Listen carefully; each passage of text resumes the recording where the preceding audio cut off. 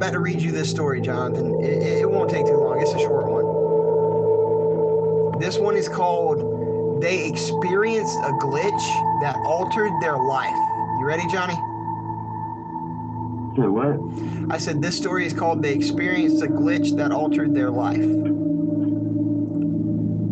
A long, long time ago. All right. A long time ago, I had a conversation with an old workmate who described the following. The detail is hazy, but he said one day he was in his house when he felt a sudden need to go outside and stand on his lawn.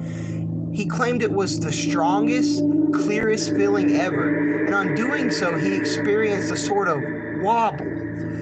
He just said everything was screwed up for the moment, and he experienced a feeling of detachment, outsideness. When it passed, he turned to go back inside. While talking to me, he got quite upset at this point and asked me not to think he's crazy. The next thing he saw was his car parked in the street, and it was the same mode/registration, but a different color? He was so thrown at the time, and then more so because when his wife came out to ask what he was doing, and he said he realized she was in all appearance his wife, but somehow not his wife. Somehow not his wife. He said from that point on, she likes food she had claimed to hate before, and something sometimes brought up memories he said he had zero relation to. He said things like his route to work was still the same, but somehow different. He said there were buildings on the way that either he had missed in the 6 years he'd driven past them 5 times a day, or 5 times a week, or had just appeared overnight randomly. He even said some people he remembered from other departments in work had just vanished, and asking about them brought total incomprehension from other people. He was totally regular, healthy guy, but he said he measured his life in relation to the afternoon. Wait, he said he measured his life in relation to that afternoon. He went on to say he was now living his life with a feeling that about 10% of it had spontaneously changed that very afternoon. Okay, Jonathan, what do you think about this one? I think this is like it kind of reminds me of like it literally sounds like a parallel universe slip to me. Isn't that what it sounds like to you? It just like he was there, and the next thing you know, everything was normal. He had this weird urge. I wonder if that was him merging himself with another reality accidentally, and he just didn't know it. What do you think, Johnny?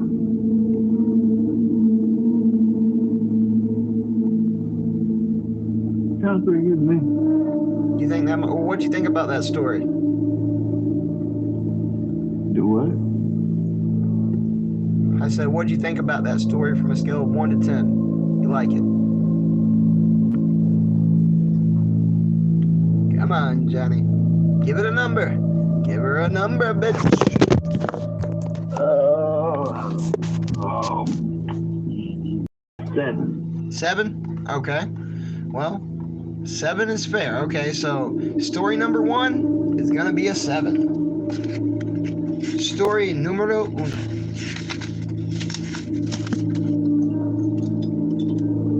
What?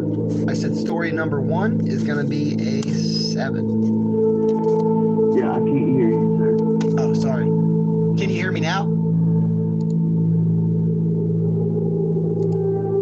Kind of. Hold on. Let me check and make sure it's not my earbud. I'm pretty sure it's not, but. I mean, I'm about to say I didn't change Okay, anything. for some reason, I don't know what's going on. This is weird. It's like, What? for a second, you'll be right there, and then for a second, it's like you're talking to a safety cone. Hey, it just doesn't make any sense. I'm confused. Yo, the next story is called They Saw Inside the Matrix, bro. Hold up, this sounds interesting. Okay, so one day I was walking to work and all of a sudden had an urge to walk a different path than usual. I work downtown in a big city. It was a strange, spur of the moment urge to walk a different way that changed my life forever. This kind of sounds like the other story. I turned into an alley and had never seen this before, as I remember it. It made it about 15 feet or so when an actual glitch happened. Everything in my mind scrambled. I felt like I didn't have a body anymore, just that I was semi-conscious entity floating through some weird dimension. All of a sudden, in the array of different colors and shapes, a vision came to me. It was a bunch of strange looking people that, in my mind, resembled businessmen in suits. They looked startled and panicked that I could see them. One of the people made a quick movement and everything turned to black. What's up? Okay, I didn't know if you were reading it or if it was like a recording. No, that's not a recording. All right, when I regained normality. Okay, is it on your phone? No, it's on the. I'm reading it from the computer. That might be what I'm having a hard time like why the microphone. I don't know. Anyways, when I regained normality, I was on a completely different street. It was the same street that I always used to walk to work. I felt sick and severely disturbed and depressed. I've never done any hard drugs, never experienced any hallucination, never had anything like this happen to me before. The weird thing is, when the glitch was correcting itself and I could see those people watching me like a caged animal, I had the feeling that I knew I was being controlled. It still bothers me very much to this day. Oh, that's creepy. Had a feeling of being controlled. That's a pretty disturbing one.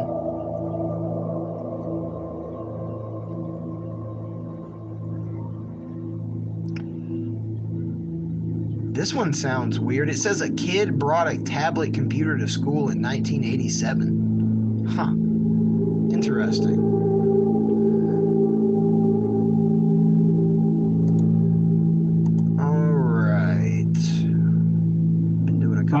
I said, all right.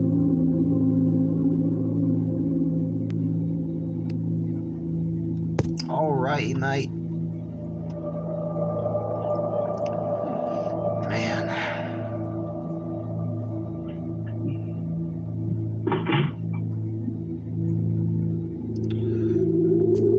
All right. Now, this...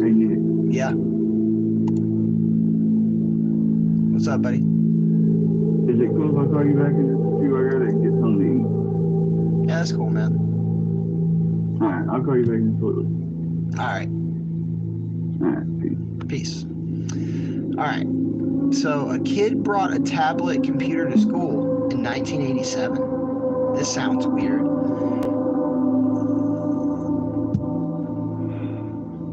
When I was a kid in England, in primary school, around 1987-ish, a new kid joined the school on a temporary basis for a term. He had an American accent and was ginger. His name was Lee.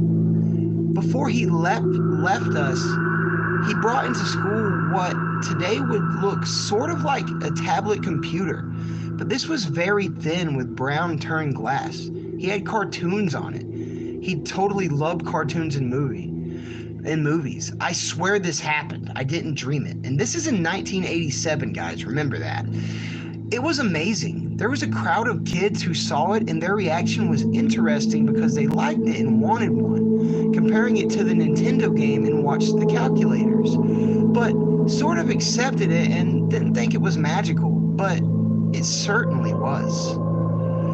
I said to him, it was like the Hitchhiker's Guide to the Galaxy prop used in the TV series. He didn't know what I meant.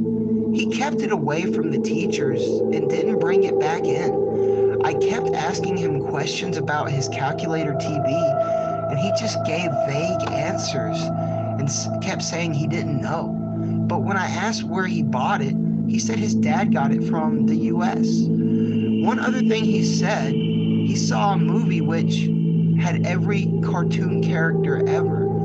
A few years later, I realized he was talking about Who Framed Roger Rabbit, which came out soon after. I wonder if he's just remembering it on that one. I wonder if it actually came out soon after. this was 30 years ago, and you can imagine how difficult in all this time it's been to describe this thing. And we haven't had a ubiquitous tablet everywhere. I used to draw diagrams of it and show it to people. I went crazy when I saw the Tom Hanks movie Big.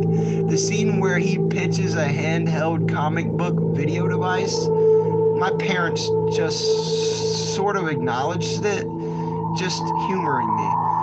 When Star Trek TNG came out and the pad was shown on screen, I went, that's it. That's the thing right there. That's it. Eventually, the tablet PC came out, and I remember thinking, finally at last. And the video iPod was further confirmation. Today, it was obvious that it was a tablet computer, and my story sounds more convenient. I suppose I could track some of the other kids down on Facebook to prove this. I bet they would remember. Naturally, no one believes me. Well, that's going to be my last one for right now, guys.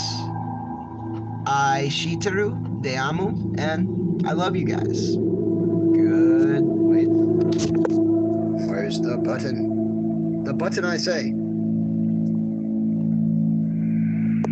Good night, guys.